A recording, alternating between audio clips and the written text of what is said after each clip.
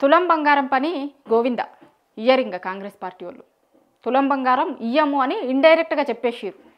ఎవరు చెప్పిర్రు? మంత్రి గారే చెప్పిర్రు. ఓ ఛానల్ ఇంటర్వ్యూలో మేము హామీ ఇచ్చిన రోజు 50,000 ఉండే, ఇప్పుడు 1,00,000 చిల్లరైంది అని చెప్పిర్రు.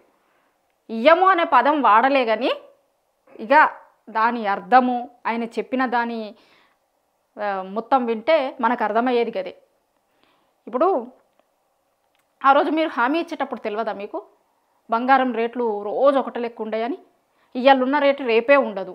ఇప్పుడు ఈ మధ్యకాలంలోనైతే ఓ బంగారం ఎట్లా పెరుగుతుంది రేటు అనేది మనం చూసినాం కదా, విపరీతంగా పెరిగింది. మరి ఇవాళ పెరిగింది బంగారం రేటు. మీరు అధికారంలోకి వచ్చి 2 ఏళ్ళే.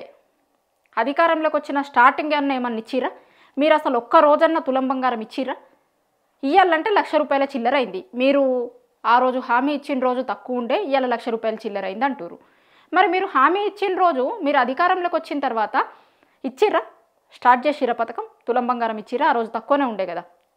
ఇప్పుడు మీరు ఓ రోజు ఇచ్చామో కొన్ని రోజులు రాకిచ్చి ఓ సంవత్సరంన్నర ఇచ్చి ఇప్పుడు రేట్ ఎక్కువ అయింది కదా, ఇచ్చే పరిస్థితులలో లేము అంటే ఒక లెక్క ఉంటుండే.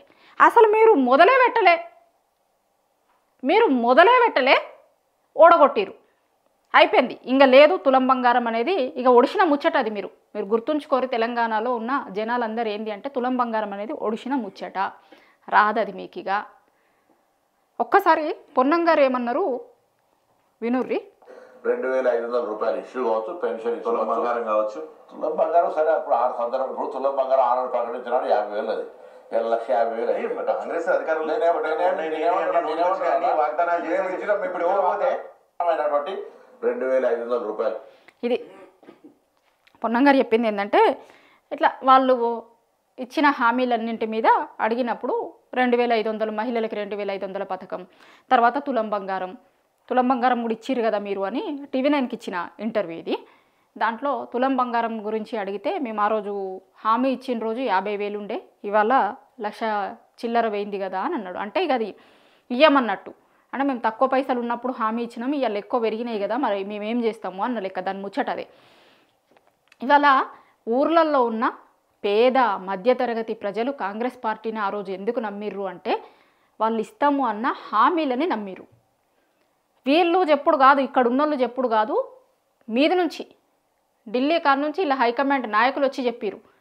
రాహుల్ గాంధీ, ప్రియాంక గాంధీ వీళ్ళందరూ వచ్చి స్కూటీ ఇస్తాము, 2,500 ఇస్తాము, తులం బంగారం ఇస్తాము, ఇట్లంతా చెప్తే ఇప్పుడు ఊర్లల్లో ఏముంటుందంటే, చాలామంది పేదోళ్ళు మధ్యతరగతి వాళ్ళు ఏమనుకుంటారంటే, కనీసం పిల్ల పెళ్ళికి ఒక తులం బంగారం అన్న పెడదాము అనుకుంటారు.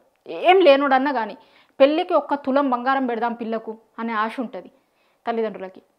ఆ రోజు ఏమనుకున్నారు ఆ తల్లిదండ్రులు అందరూ అంటే, అరే తులం బంగారం ప్రభుత్వం నుంచి వస్తుంది కదా, మనం మన పిల్లకి తులం బంగారం పెట్టొచ్చు, పెళ్ళికి ఏం పెట్టినావు నువ్వు నీ బిడ్డకి అంటే తులం బంగారం పెట్టినా అని చెప్పుకుంటా నేను, వస్తుంది ప్రభుత్వం ఇస్తుంది, నిన్న బిడ్డకి ఇచ్చుకుంటా అనుకున్నారు. నమ్మిరు పాపం వాళ్ళు. ఎందుకంటే అంత పెద్ద పెద్ద మాటలు మాట్లాడిరు కదా వీళ్ళు. ఇప్పుడు ఉంటుంది కదా వీళ్ళ దగ్గర సీఎంలు అవుతాము అనే లిస్టు, చాంతాడంటే లిస్టు ఉంటుంది కదా, నేనే సీనియర్ని, నేనే సీఎంని అవుతా ఈడ అని. ఆయన దిగిపోతాడు, నేనే సీఎం అవుతా. సీఎంల లిస్టు తీస్తే ఇలా దాంట్లో 10 మంది వెళ్తారు సీఎంల క్యూలో ఉండేటోళ్ళు. గట్లా అంటే సీఎంలు అవుతాము అనే క్యూలో ఉన్నోళ్ళు చెప్పిర్రు. ఇప్పుడు సీఎం అయిన రేవంత్ రెడ్డి గారు చెప్పిర్రు, ఆ రోజు PCC అధ్యక్షుడి హోదాలో. వీళ్ళు కాదు, సోనియా, మన ప్రియాంక గాంధీ, రాహుల్ గాంధీ, ఇంకా వేరే రాష్ట్రాల నుంచి వచ్చిన కాంగ్రెస్ నాయకులు అందరూ చెప్పిర్రు, ఓ మేము తులం బంగారం ఇస్తాం, ఇవి చేస్తాం, అవి చేస్తాం అన్నీ చెప్తే అప్పటిదాకా వచ్చిందే. ఇదేమి వీళ్ళు కొత్తగా కనిపెట్టిన పథకమో లేకపోతే కొత్తగా తీసుకొచ్చిన పథకం కాదు. అంతకుముందు కేసీఆర్ గవర్నమెంట్ ఉన్నప్పుడు షాదీ ముబారక్ కళ్యాణ లక్ష్మి పథకం కింద 1,00,000 రూపాయలు ఇచ్చేటోళ్ళు. ఆయన 1,00,000నే ఇస్తుండు, 1,00,000తోని మేము తులం బంగారం కూడా కల్పిస్తాము అన్నారు. నమ్మిరు జనాలందరూ. ఆ 1,00,000 పోయింది, తులం బంగారం పోయింది, ఏది లేదు. ఇంకా రేపు పొద్దున వీళ్ళు ఏం చెప్తారంటే, ఇంకా నెక్స్ట్ ఏం చెప్తారు నేను చెప్తే ఇనురు. ఇప్పుడు మేము ఆ రోజు ఇందిరమ్మ ఇండ్లు కట్టిస్తామన్న రోజు సిమెంటు రేట్లు, ఇటుక రేట్లు, ఇసుక రేట్లు ఇవి తక్కువ ఉండే, ఆ రోజు ఇస్తామనుకున్నాం. ఇక ఇవాళ వీటి రేట్లు పెరిగినాయి కదా కాబట్టి కట్టియలేము అని చెప్తారు. ఇంకోటి కూడా, ఇప్పుడు ఎలక్ట్రానిక్ గూడ్స్ అవి కూడా పెరుగుతాయి కదా. ఇక స్కూటీలు ఇస్తామని చెప్పారు కదా, ఆ రోజు మేము ఇస్తామన్న రోజు స్కూటీల రేట్లు గింతుందే, ఇప్పుడు ఇంత ఉన్నాయి కదా ఇవ్వమంటారు. ఇట్లా ఇక ఇష్టం, వాళ్ళ ఇష్టం.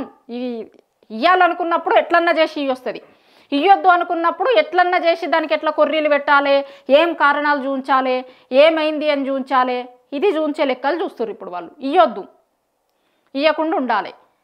కానీ జనమేమో తిరగబడేటట్టున్నారు. మీరు ఇస్తారు అనే కదా మేము ఓటేసినాము అని అంటారు. కాబట్టి ఇప్పుడు సాకులు ఎత్తుక్కునే పని.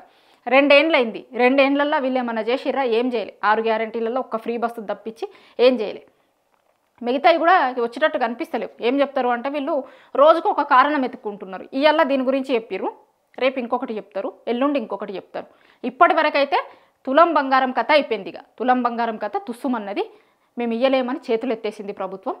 మీరు గుర్తుంచుకోర్రి, తెలంగాణలో ఉన్న జనం అందరూ గుర్తుంచుకోర్రి, జూబ్లీ హిల్స్లో ఉన్న ఓటర్లు మరీ ముఖ్యంగా గుర్తుంచుకోర్రి. తులం బంగారం కథ కాంగ్రెస్ ప్రభుత్వంలా ఒడిసిన ముచ్చట. మీకు తులం బంగారం రాదు. చెప్పింది ఎవరో కాదు, కాంగ్రెస్ మంత్రి గారు. మీరు ఇదందరూ గుర్తుంచుకోర్రి.